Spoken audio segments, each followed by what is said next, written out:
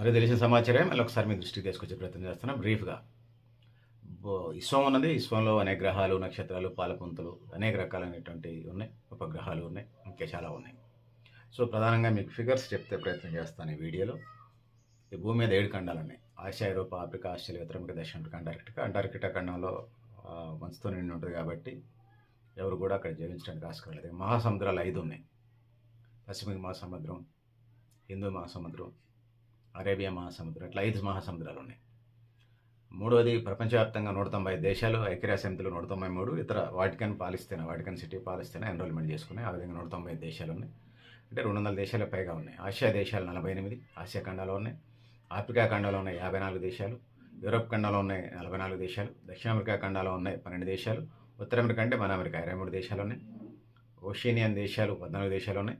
ఐక్యరాజ్యసమితిలో 193 + 2 దేశాలు ఉన్నాయి. యూరోపియన్ యూనియన్లో 27 దేశాలు ఉన్నాయి.